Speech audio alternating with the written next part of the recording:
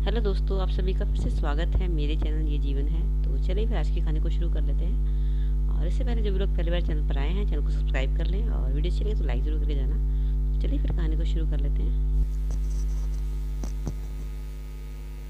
मैं 6 महीने बाद आज अपनी बेटी के ससुराल जाने वाली थी।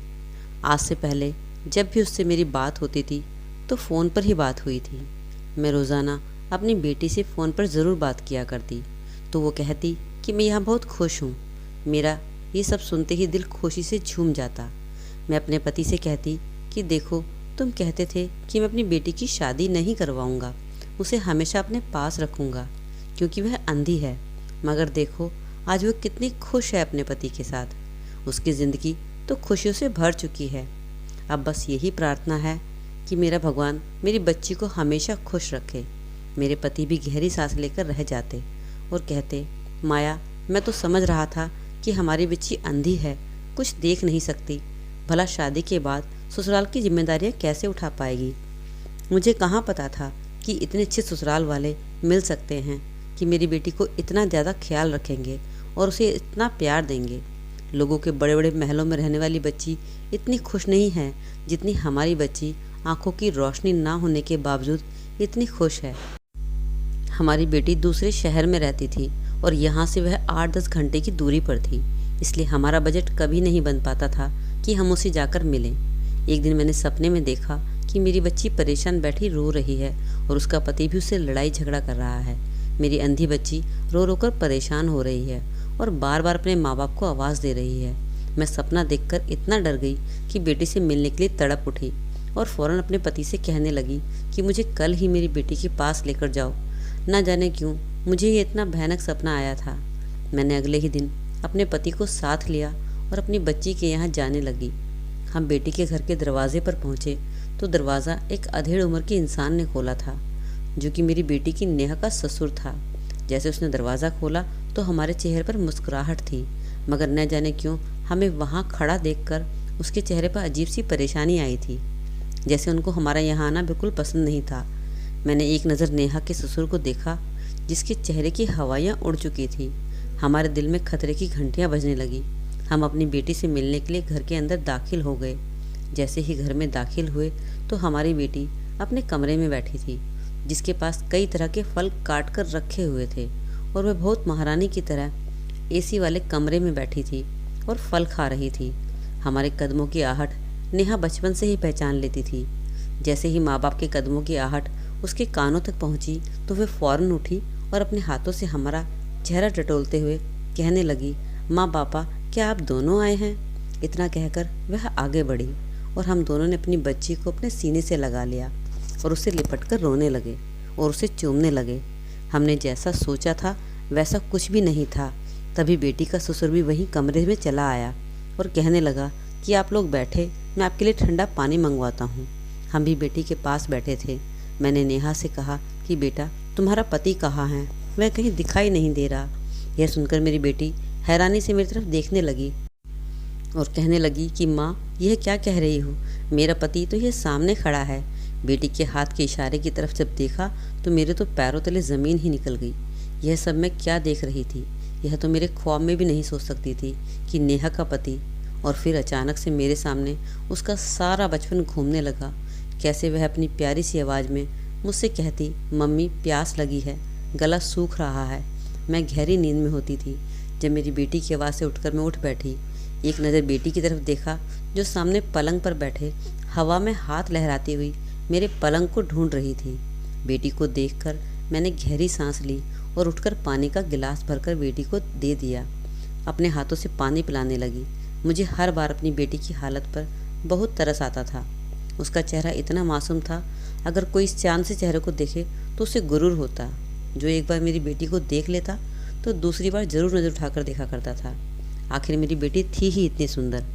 मगर जब किसी को पता चलता है कि मेरी बेटी अंधी है तो वह कानों को हाथ लगाकर रह जाता, कहने लगता कि यकीनन यह माँ बाप के किसी बड़े पाप की सज़ा होगी, जो इतनी सुंदर बच्ची पैदा हुई और वह भी अंधी, वरना दुनिया में इतनी हसीन लोग बहुत कम देखे जाते हैं।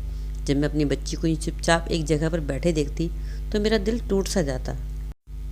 मेरी तो तमन्ना थी कि मेरी बेटी यह रंग बिरंगी दुनिया देख सकती, अपने माँ बाप को पहचान सकती, मगर उसने तो सिर्फ अपने हाथों से हमारे चेहरे की पहचान रखी थी।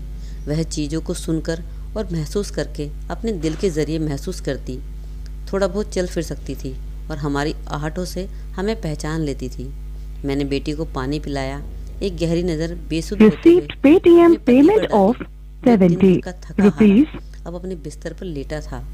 नेहा हमें अपनी जान से भी ज़्यादा प्यारी थी। दुनिया वाले इसके बारे में जो भी सोचते, मगर हमारी तो जान हमारी इस बेटी में बसा करती थी। बेटी जवान हुई तो मेरे दिल में अजीब से ख्याल आने लगे। मैं अपनी अंधी बेटी में भी गुण तलाशने लगी। जब भी शहर में किसी लड़की की शादी की खबर सुनती तो मेरा भी दिल करता कि मैं भी अपनी बेटी की शादी करूं। यह सिर्फ देख नहीं सकती थी, मगर घर को बहुत अच्छे से संभाल लिया करती थी। मैं अपने इन्हीं ख्यालों में गुम थी। तभी एक दिन मेरा पति घर वापस आया। वह काम से थका हारा वापस आया था। बाप के कदमों की आहट सुनते ही मेरी बेटी फौरन उठी और दीवारों का सहारा लेते हुए किचन में चली गई। वहीं अपनी जगह पर वाटर कूलर पड़ा था। बेटी ने पानी भरा और गिलास लेकर पापा के पास आ गई और कहने लगी, पापा लीजिए पानी पीजिए, थक गए होंगे। ऐसा कहकर वह पापा के घुटनों के पास बल बैठ गई और उनकी टांगों को दबाते हुए पैरों से जूते उतारने लगी कि पापा आप लेट जाओ, मैं आपकी टांगें दबा देती हूँ। जब उसके पिता ने बेटी की यह बात सुनी तो हमेशा की तरह मुस्कुराकर उसके सर को चूम लिया और आशीर्वाद देते हुए कहने लगे कि नहीं मेरी बच्ची, तुम यहाँ बैठो मेरे पास और बताओ, आज माँ ने तुम्हें डांटा तो नहीं या तुमसे काम तो नहीं करवाया? मैं अभी तुम्हारी माँ की खबर लेता हूँ। तो नेहा मुस्कुराकर कह देती कि नहीं, माँ तो मेरा बहुत ख्याल रखती है, मुझसे कोई काम नहीं करवाती। अगर उन्होंने मुझे तंग किया तो मैं ज़रूर आपको बताऊंगी। उस दिन मैंने नेहा को जब उसके कमरे में भेजा और अपने पति से कहने लगी कि हमारी नेहा बड़ी हो चुकी है, क्यों ना हम इसकी शादी कर दें। मेरी यह बात सुनकर मेरे पति हैरत से मुझे देखने लगा।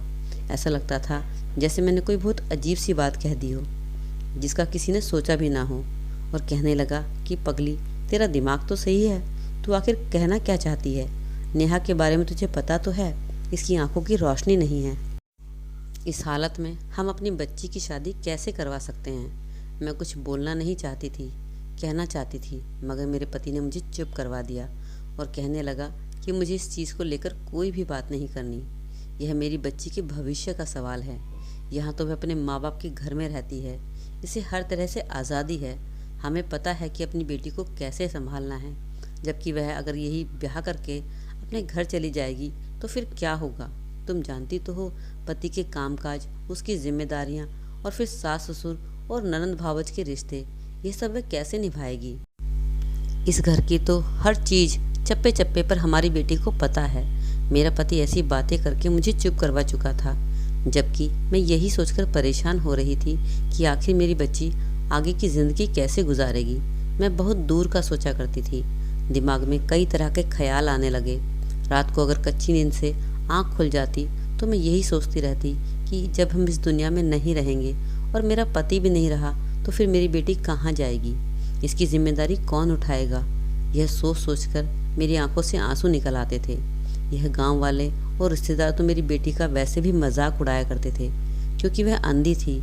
एक दो औरतों ने तो यह भी कह दिया था कि ऐसी औलाद पैदा होने से पहले ही मर जाते तो अच्छा था, जैसे जैसे बड़ी होगी परेशानी ही होगी, आखिर कौन इससे शादी करेगा।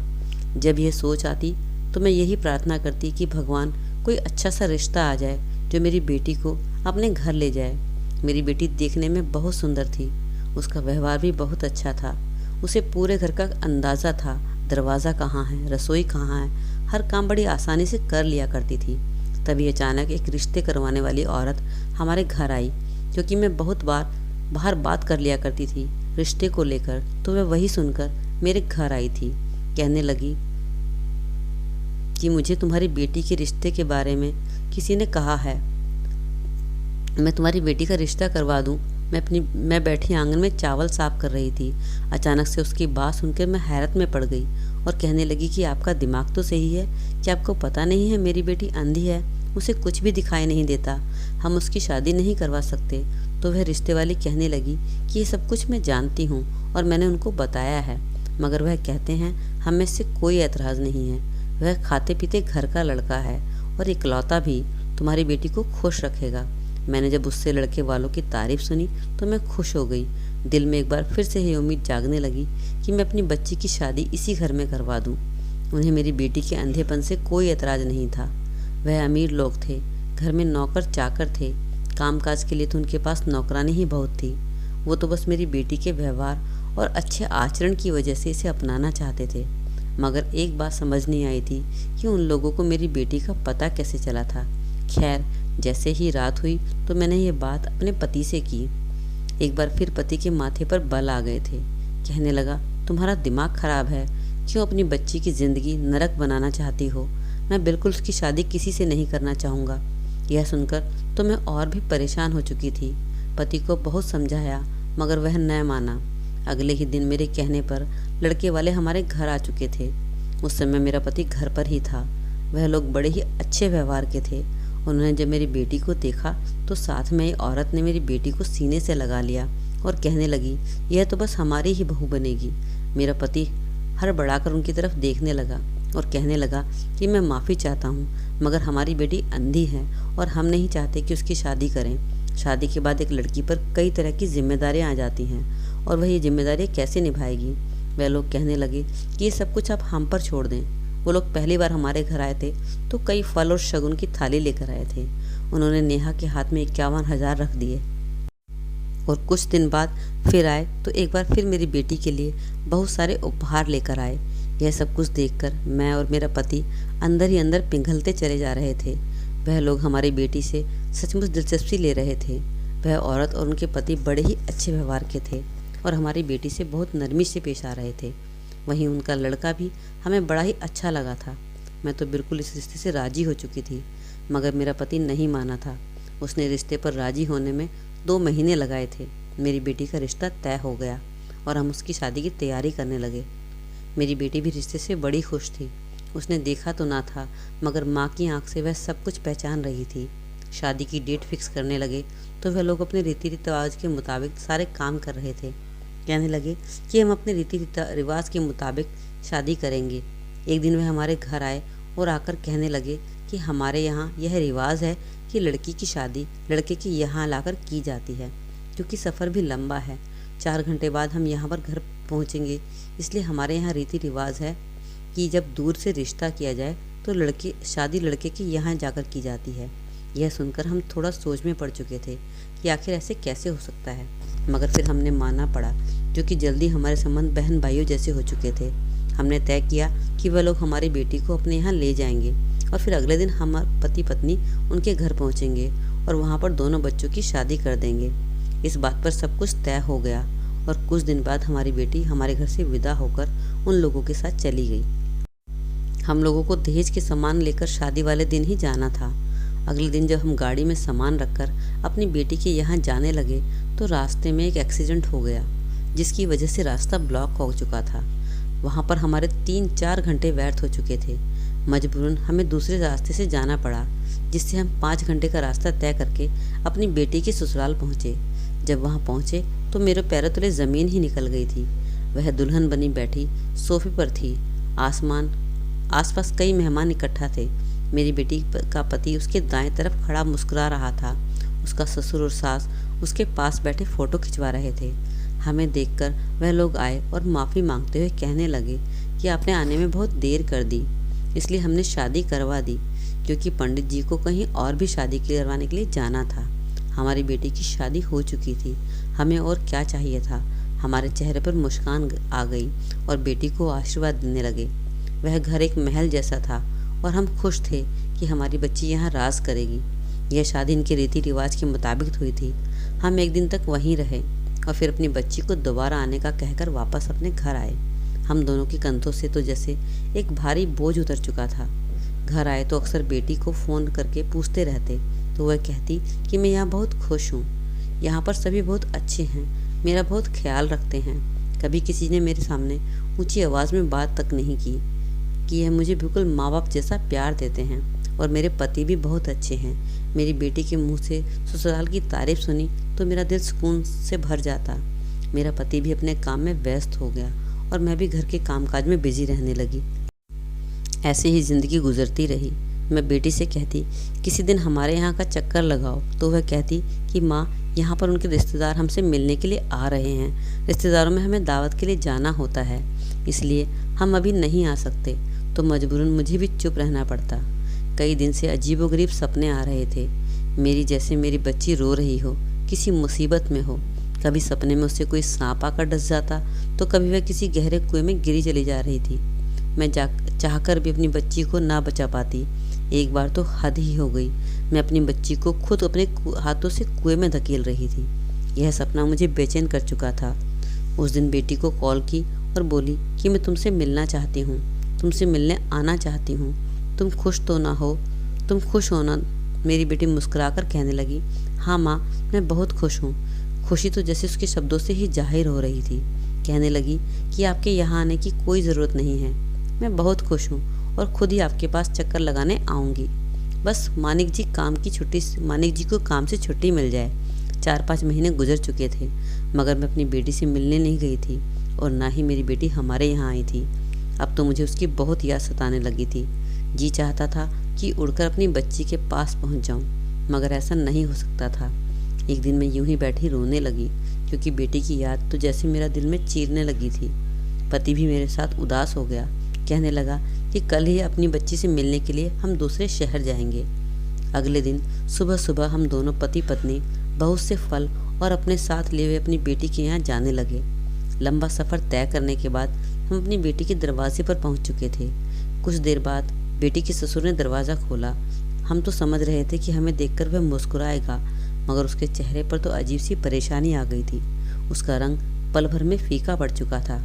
वह डरे हुए चेहरे से हमारी तरफ देखने लगा। हम घर के अंदर दाखिल हुए तो हमारी बेटी अपने कमरे में बैठी आराम कर रही थी। बेटी ने हमारे कदमों की आहट सुनी तो फौरन उठकर हमारे सीने से लग गई और खुशी के मारे रोने लगी। मैं भी अपनी बेटी को चूमने लगी और बोली कि बहुत याद आ रही थी। इस वक्त घर में सिवाय नेहा और उसके ससुर के अलावा और कोई भी नहीं था। हम वहाँ पर कुछ देर बैठे और अपनी बेटी से पूछने लगे कि वह बड़ी खुश लग रही थी। यह देखकर तो मेरे दिल को सुकून मिल गया। बेटी का ससुर वहीं कमरे में ही बैठा था। हमें बैठे हुए काफ़ी देर हो गई तो मैं बेटी से कहने लगी कि तुम्हारा पति कहाँ है, अभी तक घर नहीं आया। तो बेटी कहने लगी, क्या बात कर रही हैं माँ, मेरे पति तो यहीं सामने बैठे हैं जो आपसे बातें कर रहे हैं। मेरे सर पर तो जैसे आसमान टूट पड़ा।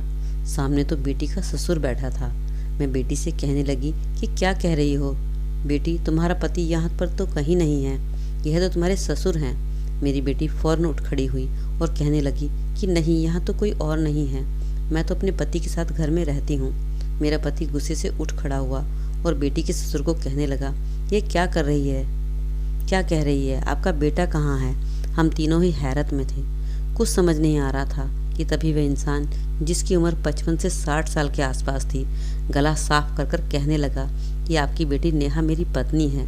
यह खबर हम पर पहाड़ बनकर टूटी थी। मेरा पति आगे बढ़कर उस इंसान का कॉलर पकड़कर कहने लगा, ये क्या बकवास कर रहे हो। वह कहने लगा कि ऐसा नहीं है, दरअसल मैं अपना घर बसाना चाहता था। यह धन दौलत मेरे पास बहुत थी, मगर मैं अभी कुंवारा था। मैंने अपने सभी बहन भाइयों को ब्याह कर दिया था। वह दूसरे देश में जाकर बस गए। जब मैंने शादी करने का सोचा तो कोई भी मुझसे शादी करने को तैयार न था, क्योंकि मेरी उम्र हो चुकी थी। इसलिए रिश्ते वालों से कहा कि जैसे भी करके मेरी शादी करवाओ। उसने मुझे आपकी बेटी के बारे में बताया। मैं शादी के लिए तैयार हो गया और नेहा मुझे दिल ही दिल में भा भी गई थी। मैं जानता था कि आप अपनी बेटी की शादी मुझसे नहीं करवाएंगे, इसलिए सारा प्लान मैंने बनाया था। और फिर शादी वाले दिन भी मैंने आपके आने से पहले ही शादी कर ली थी, ताकि आप लोगों को पता न चल सके कि आपकी बेटी की शादी किससे हुई है। यह खबर हम तीनों पर बिजली बनकर टूटी थी। मेरा पति तो गुस्से से उस इंसान को मारने लगा। नेहा रो रही थी। हमने उस समय अपनी बच्ची को साथ लिया और अपने घर वापस चले आए। इसके बाद नेहा का पति कई बार आया और माफ़ी मांगने लगा। उसने नेहा से कहा कि तुम बताओ, क्या मैंने एक बार भी तुम्हारे साथ ऊंची आवाज़ में बात की? क्या तुम पर कभी हाथ उठाया? तुम्हारी हर ख्वाहिश पूरी करता हूँ। क्या मैंने कभी तुम्हें एहसास होने दिया कि तुम्हारे पास आंखें नहीं हैं? नेहा भी दिल ही दिल में अपने पति को पसंद करने लगी थी और कहने लगी कि माँ, मैंने इनका चेहरा नहीं देखा है, ना ही इनका शरीर। मैं तो बस व्यवहार और उनकी मेरे साथ मोहब्बत देखकर इनसे प्यार करने लगी हूँ। हमने जब देखा कि हमारी बेटी उस इंसान के साथ खुश है और वह भी हमारी बेटी का बहुत ख्याल रखता है, तो मजबूरन हमने अपनी बेटी को उस इंसान के साथ विदा कर दिया। उस इंसान की मोहब्बत में कोई कमी नहीं आई थी। वह हमारी बेटी को अपने घर इज्जत बनाकर रखेगा। इसके बाद मेरी बेटी ने एक खूबसूरत से बच्चे को भी जन्म दिया। उनकी ज़िंदगी में खुशियाँ थी। वह अपनी पति के साथ बहुत खुश थी। फिर हम कौन होते हैं उसे अपने पति से अलग करवाने वाले। हम भी उनकी खुशियों में खुश हो गए। मगर यह झूठ और धोखे की जाने वाली शादी भूलना आसान नहीं था। तो दोस्तों, आपको आज की कहानी कैसी लगी ज़रूर कमेंट सेक्शन में बताइएगा, एक कमेंट ज़रूर छोड़िएगा। तो चलिए फिर जल्दी से कहानी को एंड कर देते हैं और मिलते हैं अगली कहानी में एक नई वीडियो में। तब तक के लिए अपना ख्याल रखें। Bye bye.